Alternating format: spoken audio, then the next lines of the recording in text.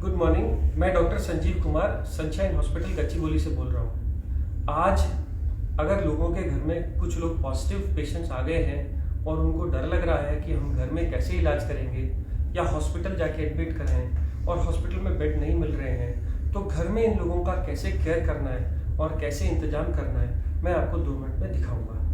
हम अपने घर में 3 सेक्शन बनाएंगे। ये है हमारे घर का पहला सेक्शन। पहले सेक्शन में वो लोग रहेंगे जिन लोगों को कोई बुखार, जुकाम या कोरोना के फीचर्स नहीं है। जाकर के सब लोग टेस्टें कराने का कोई बेनिफिट नहीं है। जो लोग इन्फेक्टेड नहीं हैं, जिनको बुखार नहीं आ रहा, उनको सिर्फ 2-3 चीज़ों की ज़रूरत है। रोज अपना टेम्परेचर चेक करिए, फ्रीक्वेंट हैंड वॉश करिए, अगर घर में दूसरे से इंटरेक्ट कर रहे हैं तो फेस मास्क का यूज़ करिए और सोशल डिस्टेंसिंग, 1 हाथ की दूरी पे रहिए। इतने दूरी पे रहने पे कोरोना के फैलने का डर ऑलमोस्ट निल होता है। तो वो सब लोग, जो लोग ठीक हैं, जिन लोगों को फीवर नहीं आया है, वो लोग अपने घर के उस सेक्शन में रहेंगे जिस सेक्शन में दूसरे इन्फेक्टेड लोग नहीं हैं। जिनको फीवर आ गया है और जुकाम, बुखार, खांसी हो रही है, वो लोग घर के दूसरे सेक्शन में रहेंगे। और इन दूसरे सेक्शन के अंदर जो लोग नॉर्मल हैं, वो उनको डिस्पोजेबल्स में खाने का इंतजाम करेंगे। खाने में क्या खाएंगे? खाने में कोई भी वेजिटेरियन फूड, क्योंकि भूख कम हो जाती है, स्मेल कम हो जाती है, इसको आने में 1 महीना लगता है। इन लोगों को लिक्विड डाइट, सूप्स, जूस या ऐसी चीज़ें जो वो लोग खुद मांग रहे हों, सब अलाउड है। खाने में किसी चीज़ की मनाही नहीं है। आपको इसके अलावा क्या इलाज करना है? इन लोगों को बुखार हो सकता है। बुखार वाले लोगों को आपको बुखार की गोली सुबह, दोपहर, शाम देनी है। अगर बच्चे हैं तो यही गोली आधी हो जाएगी। अगर बिल्कुल खाना नहीं खा रहे तो ORS का सोल्यूशन देना है। कुछ लोगों को vitamin B, vitamin C, vitamin D, मैंने प्रिस्क्रिप्शन अपने व्हाट्सएप स्टेटस पे एक प्रिस्क्रिप्शन डाला हुआ है। इस प्रिस्क्रिप्शन को अगर आप प्रिंट करो तो ये कहता है कि आप पहले तो 1, 2 और 3 विटामिन हैं, अगली 2, एक तो फीवर की और जुकाम, बुखार, खांसी और गले दर्द की दवाइयाँ हैं। ये दवाइयाँ आप लीजिए। इस पर्चे से आप ये सिम्टोमेटिक ट्रीटमेंट कर सकते हैं। नॉर्मली कोरोना वायरस एक नॉर्मल सा, माइल्ड सा वायरस है। 99% लोग इससे ठीक हो जाते हैं और उनको कुछ और चीज़ की ज़रूरत नहीं पड़ती। बट 1% लोग जब बीमार होते हैं तो उनका बुखार बहुत तेज हो जाता है। वो लोग खाना खाना छोड़ देते हैं और उनकी ऑक्सीजन सैचुरेशन कम होने लगती है। हैबत होने पे ऐसे लोगों के लिए घर में हम लोग पल्स ऑक्सीमीटर लेके आते हैं। ये पल्स ऑक्सीमीटर हम पेशेंट्स को रोज लगाएंगे।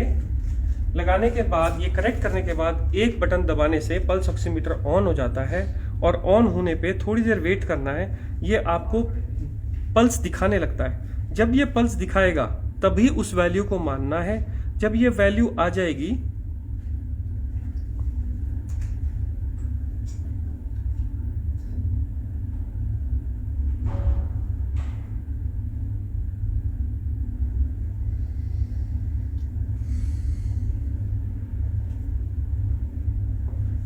तो ऑक्सीजन सैचुरेशन 100% बता रहा है। 90 से कम है तो ये पेशेंट सिक हैं। अगर 90 से ज़्यादा है तो डरने की बात नहीं है। मैंने इतनी देर इसलिए वेट किया क्योंकि पल्स ऑक्सीमीटर लगभग 30 सेकंड ले जाता है नॉर्मल सैचुरेशन बताने के लिए।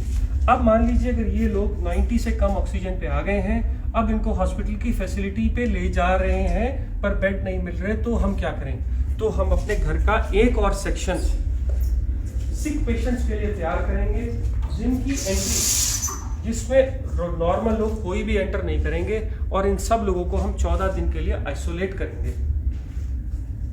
मान लीजिए अगर ये पेशेंट है और मुझे इनकी केयर करनी है, तो जो बहुत ज़रूरी वाली चीज़ें मैं आपको बताता हूँ। जब भी आप इस कमरे में जाएंगे तो आप एक बड़ा कपड़ा या कोई भी गाउन, जिससे कि आपके कपड़े इन्फेक्ट ना हो जाएं, वो गाउन पहनेंगे। गाउन के ऊपर मास्क, गाउन पहन के आपका ये पूरा एरिया कवर हो गया। अब आप इसके ऊपर एक नॉर्मल कोई भी मास्क या N95 मास्क लगा सकते हैं। ध्यान ये रखना है कि इन मास्क को इधर की तरफ हाथ से नहीं छूना। छूने के बाद स्टेरलाइज करना है, आंख में नहीं लगाना।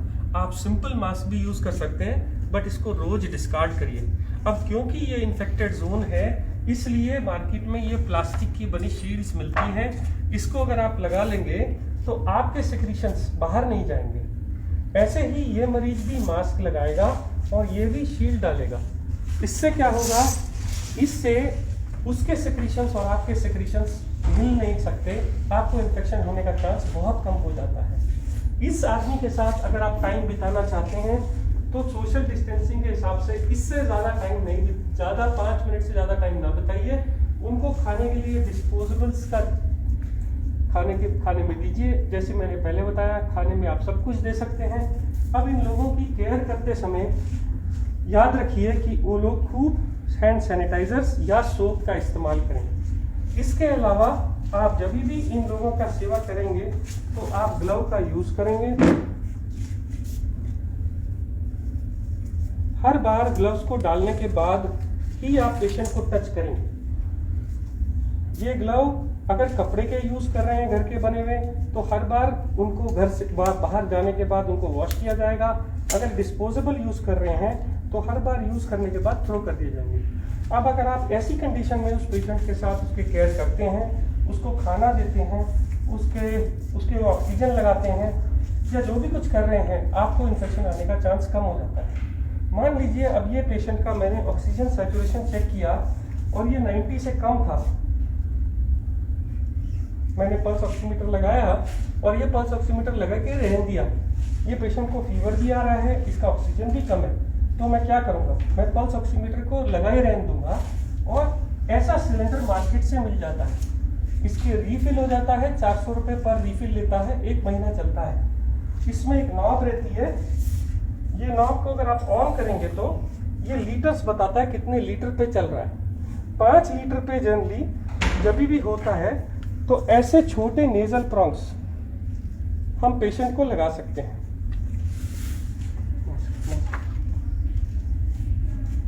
ऐसे नेजल प्रॉन्ग लगा सकते हैं। नेजल प्रॉन्ग लगाने के बाद आप ये पल्स ऑक्सीमीटर की रीडिंग देखिए कितनी आ रही है। अगर ये 90 से ज़्यादा नहीं आ रही और पेशेंट को तभी भी हैबत हो रही है, तो आप ये नेजल प्रॉन्ग हटा के मार्केट से ये बड़े वाला मास्क ला सकते हैं। इस मास्क से अगर आप सिलेंडर पे लगाएंगे तो 10 लीटर तक एक पेशेंट को ऑक्सीजन दी जा सकती है। तब आप ऑक्सीजन चेक करिए, 5 मिनट वेट करिए ऑक्सीजन देके। इसके बाद भी अगर ऑक्सीजन इंप्रूव नहीं हो रही तो आपके पास लास्ट ऑप्शन बचती है हाई फ्लो ऑक्सीजन मास्क। ये मास्क के साथ एक गुब्बारा लगा रहता है, इसको जैसे हम ऑक्सीजन से कनेक्ट करते हैं तो ये ऑक्सीजन एक्स्ट्रा देता है और इसमें आप 15 लीटर तक ऑक्सीजन भर सकते हैं। ये गुब्बारा भर जाने के बाद जब आप लगाते हैं तो पेशेंट की हैबत या ऑक्सीजन सैचुरेशन इंप्रूव कर जाती है। इसको लगाने के बाद आप सैचुरेशन को देखते जाइए, जब वो 90 से ऊपर हो जाए उसको ऐसे ही रहने दीजिए। दिन में ये लोग मास्क 3 से 4 घंटे लगा सकते हैं और जैसे अगर हैबत होने लगे तो छोटे मास्क पे आ सकते हैं। और अगर हो सके तो सोते वक्त बेड एंड को थोड़ा ऊंचा करके रखिए। अब इस कमरे की सेफ्टी के लिए कि इन्फेक्शन बाहर न जाए, घर का बना फिनाइल या कोई भी एंटीसेप्टिक सोल्यूशन से घर का पोछा मारिए। अब आप इस कमरे से जब बाहर आने लगे तो आपको सबसे पहला काम क्या करना है, ग्लव उतार के डस्टबिन में फेंक देने हैं और ये गाउन निकाल के आपको बाहर नहीं जाना। आप ये गाउन को हटा के उसी कमरे में छोड़ देंगे, मास्क शील्ड्स उसी कमरे में छोड़ देंगे और हैंड वॉश करके आप पूरा हैंड वॉश करके इस कमरे से बाहर आएंगे। 14 दिन तक अगर इन लोगों की ऐसे ही सेवा करी जाए तो ये लोग इम्प्रूव हो जाते हैं। अब इन लोगों की दवाइयों का क्या, मैंने जैसे पहले बताया था, मैंने अपने व्हाट्सएप स्टेटस पे एक और ट्रीटमेंट डाला है। ये ट्रीटमेंट उन लोगों के लिए है जिनको बेड्स नहीं मिल रहे, हॉस्पिटल फैसिलिटी नहीं है और दवाई देने का और कोई इंतजाम नहीं है। तो आप पुराने ट्रीटमेंट की तरह देखिए, ऊपर मैंने 4 मल्टीविटामिन लिखे हैं, उसके नीचे मैंने भूख लगने का सिरप लिखा है, नीचे हमने जो दवाइयाँ लिखी हैं वो सिम्टोमेटिक इलाज के लिए हैं, जैसे कि डेरिफिलिन, जैसे कि मोंटेलुकास्ट मैंने पहले बताई। इसके अलावा जो नीचे आने वाले इंजेक्शन या एंटीबायोटिक्स हैं जो डॉक्टर की गाइडेंस में लेने चाहिए, वो एक तो है डॉक्सीसाइक्लिन, सुबह शाम 5 दिन के लिए 10 गोलियां, ये लोग इतनी देर में इंप्रूव कर जाते हैं। और दूसरे हैं 2 इंजेक्शन एक इंजेक्शन है ब्लड थिनर का, क्योंकि कहा गया है कि ऐसे लोगों को क्लॉट्स बन जाते हैं, इसलिए ये इंजेक्शन सुबह शाम देना है डॉक्टर की गाइडेंस में। और एक स्टेरॉइड का इंजेक्शन 10 रुपए का डेक्सामेथासोन, जो दिन में एक बार लगेगा सुबह। अगर ये इंजेक्शन आपके पास में आपके घर का डॉक्टर लगा देता है तो आपको हॉस्पिटल के खर्चे या हॉस्पिटल के बेड अगर नहीं अवेलेबल है तो भी आप इंतजाम कर सकते हैं।